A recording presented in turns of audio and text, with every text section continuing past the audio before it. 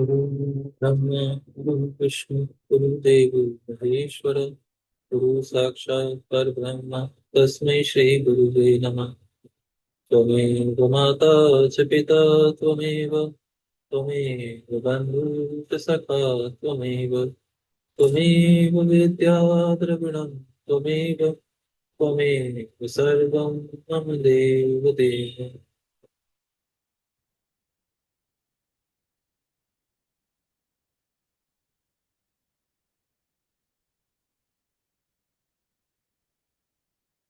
यहाँ से 34वां अध्याय प्रारंभ होता है।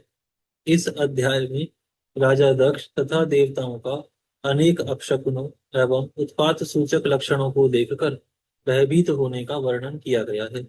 ब्रह्मा जी बोले, इस प्रकार गणों सहित वीरभद्र के प्रस्थान करने पर दक्ष तथा देवताओं को अनेक प्रकार के अशुभ लक्षण दिखाई पड़ने लगे। गणों सहित वीरभद्र के चल देने पर वहां अनेक प्रकार के उत्पात होने लगे। और हे देवर्षि, यज्ञ विध्वंस की सूचना देने वाले तीनों प्रकार आध्यात्मिक, आधिदेविक एवं आदि भौतिक के अपशकुन होने लगे। हे तात, राजा दक्ष की बाईं आंख, बाईं भुजा और बाईं जांघ फड़कने लगी, जो अनेक प्रकार के कष्ट देने वाली तथा सर्वथा अशुभ की सूचक थी। उस समय राजा दक्ष के यज्ञ स्थल में भूकंप उत्पन्न हो गया। दक्ष को दोपहर में अनेक अद्भुत नक्षत्र दिखने लगे। दिशाएं मलिन हो गईं, सूर्य चितकबरे हो गए, सूर्य पर हजारों घेरे पड़ गए, जिससे वह भयंकर दिखाई पड़ने लगे। बिजली तथा अग्नि के समान दीप्तिमान तारे टूटकर गिरने लगे।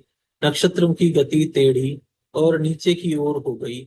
हजारों गीध दक्ष के सिर को छूकर उड़ने लगे और उन गीधों के पंखों की छाया से यज्ञ मंडप ढक गया। यज्ञ भूमि में सियार तथा उल्लू शब्द करने लगे। आकाश मंडल से श्वेत बिच्छुओं की उल्का वृष्टि होने लगी।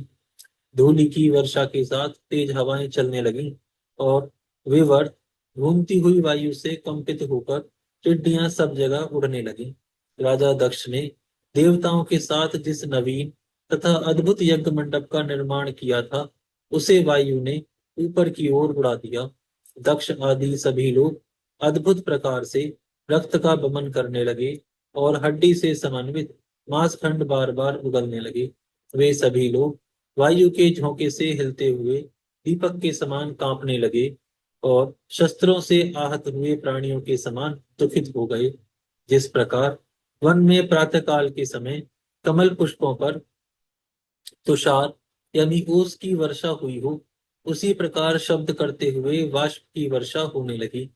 जिस प्रकार रात्रि में कमल तथा दिन में कुमुद बंद हो जाते हैं, उसी प्रकार राजा दक्ष आदि की विशाल आंखें भी अचानक बंद हो गईं। आकाश से रक्त की वर्षा होने लगी। दिशाएं अंधकार से ढक गईं तथा सभी प्राणियों को संत्रस्त करता हुआ दिग्दाह होने लगा। हे मुनि, जब भगवान विष्णु आदि देवताओं ने इस प्रकार के उत्पात देखे, तब वे अत्यंत भयभीत हो उठे। हाय, हम लोग मारे गए। इस प्रकार कहते हुए वे मूर्छित होकर पृथ्वी पर इस प्रकार गिर पड़े, जैसे नदी के वेग से किनारे पर वृक्ष गिर जाते हैं। वे पृथ्वी पर इस प्रकार गिरकर अचेत हो जाते थे, जैसे काटने के बाद विषैला सर्प अचेत हो जाता है। और कभी गेंद के समान पृथ्वी पर गिरकर पुनः उठ जाते थे। तदनंतर वे ताप से व्याकुल होकर कुररी पक्षी की भांति विलाप करते थे एवं उक्ति तथा प्रयुक्ति का शब्द करते हुए रो रहे थे। उस समय विष्णु सहित सभी लोगों की शक्ति कुंठित हो गई और वे आपस में एक दूसरे के समीप कंठ पर्यंत कछुए के समान लौटने लगे। इसी बीच वहां समस्त देवताओं और विशेषकर दक्ष को सुनाते हुए आकाशवाणी हुई। आकाशवाणी बोली, हे दक्ष, तुम्हारे जन्म को धिक्कार है। तुम महामूढ़ और पापात्मा हो। भगवान शिव जी के कारण आज तुम्हें महान दुख प्राप्त होगा, जिसका निवारण नहीं हो सकता। यहाँ जो तुम्हारे सहायक मूर्ख देवता उपस्थित हैं, उन्हें भी महान दुख होगा, इसमें संशय नहीं है। ब्रह्मा जी बोले, हे मुनि, उस आकाशवाणी को सुनकर और उन उपद्रवों को देखकर दक्ष तथा अन्य देवता आदि भी अत्यंत भयभीत हो उठे। उस समय दक्ष मन ही मन अत्यंत व्याकुल हो कांपने लगे और अपने प्रभु लक्ष्मीपति भगवान विष्णु की शरण में गए। भयभीत तथा बेसुध वे दक्ष उन स्वजन वत्सल देवादिदेव भगवान विष्णु को प्रणाम करके तथा उनकी स्तुति करके कहने लगे। यहाँ पर यह अध्याय समाप्त होता है। यहाँ से 35वां अध्याय प्रारंभ होता है। इस अध्याय में दक्ष द्वारा यज्ञ की रक्षा के लिए भगवान विष्णु से प्रार्थना, भगवान का शिवद्रोह जनित संकट को टालने में अपनी असमर्थता बताते हुए दक्ष को समझाना तथा सेना सहित वीरभद्र का आगमन का वर्णन किया गया है। राजा दक्ष बोले, हे देवदेव, हे हरि, हे विष्णु, हे दीन बंधु, हे कृपा निधे, आपको मेरी और मेरे यज्ञ की रक्षा करनी चाहिए। आप ही यज्ञ के रक्षक, यज्ञ करने वाले और यज्ञ स्वरूप हैं। हे प्रभु, आपको ऐसी कृपा करनी चाहिए जिससे यज्ञ का विनाश ना हो सके। ब्रह्मा जी बोले, हे मुनीश्वर, इस प्रकार आदर पूर्वक प्रार्थना करके भय से व्याकुल चित्त वाले दक्ष उनके चरणों में गिर पड़े।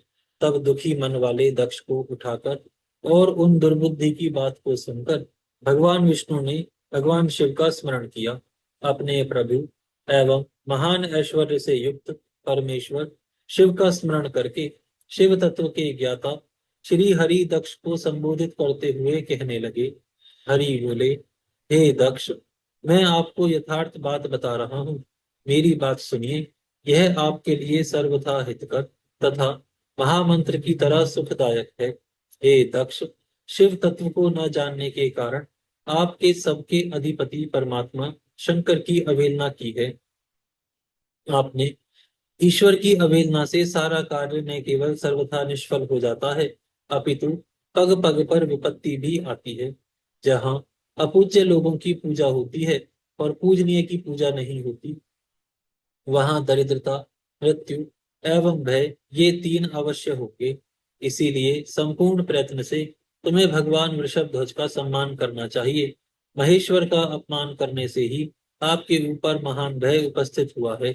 हम सब लोग प्रभु होते हुए भी आज आपकी दुर्नीति के कारण कुछ भी करने में समर्थ नहीं है। मैं सत्य कह रहा हूँ। ब्रह्मा जी बोले, हे नारद, भगवान विष्णु का यह वचन सुनकर दक्ष चिंता में पड़ गए। उनका मुख तथा उनके चेहरे का रंग फीका पड़ गया और वे चुप होकर पृथ्वी पर खड़े रह गए। इसी समय रुद्र के भेजे हुए गणनायक वीरभद्र अपनी सेना के साथ यज्ञ स्थल में जा पहुंचे। कुछ गण भूपृष्ठ पर आ गए, कुछ आकाश में स्थित हो गए और कुछ गण दिशाओं तथा विदिशाओं को व्याप्त करके खड़े हो गए। भगवान शिव की आज्ञा से वे रुद्र के समान पराक्रम वाले, शूर, निर्भीक तथा वीरों में श्रेष्ठ असंख्य गण सिंहनाद करते हुए वहां पहुंच गए। उस घोर नाद से तीनों लोक गूंज उठे, आकाश धूल से भर गया और दिशाएं अंधकार से आवृत हो गईं। सातों दीपों से युक्त पृथ्वी भय से अत्यंत व्याकुल होकर पर्वत और वनों सहित कांपने लगी तथा सभी समुद्र विक्षुब्ध हो उठे। समस्त लोकों का विनाश करने वाले इस प्रकार के उस विशाल सैन्य दल को देखकर समस्त देवता आदि चकित रह गए। इस सैन्य उद्योग को देखकर मुख से रक्त का वमन करते हुए वे दक्ष पत्नी सहित भगवान विष्णु के चरणों में दंड की भांति गिर पड़े और इस प्रकार कहने लगे।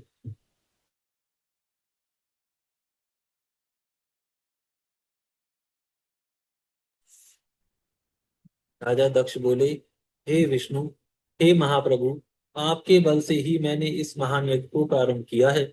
सत्कर्म की सिद्धि के लिए आप ही प्रमाण माने गए हैं। हे विष्णु, आप कर्मों के साक्षी तथा यज्ञों के प्रतिपालक हैं। हे महाप्रभु, आप वेदसार सर्वस्व, धर्म और ब्रह्म के रक्षक हैं। अतः हे प्रभु, आपको मेरे इस यज्ञ की रक्षा करनी चाहिए। आपके अतिरिक्त दूसरा कौन समर्थ है, क्योंकि आप सबके प्रभु हैं। ब्रह्मा जी बोले, तब दक्ष की अत्यंत दीनतापूर्ण बात सुनकर भगवान विष्णु शिव तत्व से विमुख होकर उन दक्ष को बोध प्रदान करते हुए कहने लगे। भगवान विष्णु बोले, हे दक्ष, मुझे आपके यज्ञ की रक्षा अवश्य करनी चाहिए। धर्म के परिपालन विषय जो मेरी सत्य प्रतिज्ञा है, वह सर्वत्र विख्यात है। आपने जो कहा है वह सत्य है, उसका व्यतिक्रम कैसे हो सकता है? परंतु दक्ष, मैं जो कहता हूं उसे आप सुनिए। आप इस समय क्रूरतापूर्ण बुद्धि को त्याग दीजिए। हे दक्ष, देवताओं के क्षेत्र नैमिषारण्य में जो अद्भुत घटना घटित हुई थी, क्या उसका स्मरण आपको नहीं हो रहा है? आप बुद्धि के कारण उसे भूल गए हैं। रुद्र के कोप से आपकी रक्षा करने में यहाँ कौन समर्थ है? हे दक्ष, आपकी रक्षा किसको अभिमत नहीं है, परंतु जो आपकी रक्षा करने को उद्यत होता है वह दुर्बुद्धि है। हे दुर्मते, क्या कर्म है और क्या अकर्म है, इसे आप नहीं समझ पा रहे हैं। केवल कर्म ही अर्थात सब कुछ करने में सर्वदा समर्थ नहीं हो सकता। जिसके सहयोग से कर्म में कुछ करने का सामर्थ्य आता है, उसी को आप स्वकर्म समझिए। भगवान शिव के बिना दूसरा कोई कर्म में कल्याण करने की शक्ति देने वाला नहीं है। जो शांत होकर ईश्वर में मन लगाकर भक्ति पूर्वक कार्य करता है, उसी को भगवान शिव उस कर्म का फल देते हैं। जो मनुष्य केवल ज्ञान का सहारा लेकर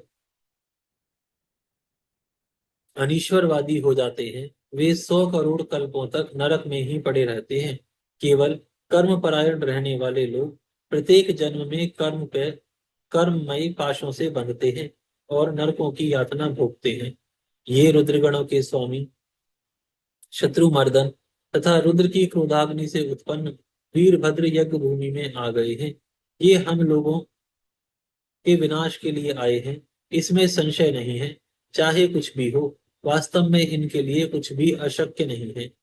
महान सामर्थ्यशाली ये हम सबको अवश्य जलाकर ही शांत चित्त होंगे, इसमें संशय नहीं है। मैं भ्रम से महादेव जी की शपथ का उल्लंघन करके जो यहाँ रुक गया, उसके कारण आपके साथ मुझे भी दुख सहना पड़ेगा। हे राजा दक्ष, आज मुझ में इनको रोक दे सकने की शक्ति नहीं है, क्योंकि शपथ का उल्लंघन करने से मैं शिवद्रोही हो गया हूँ। भगवान शिव से द्रोह करने वाले को त्रिकाल में भी सुख नहीं मिलता। अतः आज आपके साथ मुझे भी अवश्य दुख प्राप्त हुआ है। मेरा सुदर्शन नामक चक्र भी इन पर प्रभाव नहीं डाल पाएगा, क्योंकि यह शैव चक्र केवल अशवों का लय करने वाला है। आज यहाँ विराम करते हैं, फिर कल से प्रारंभ करेंगे। हरिओम।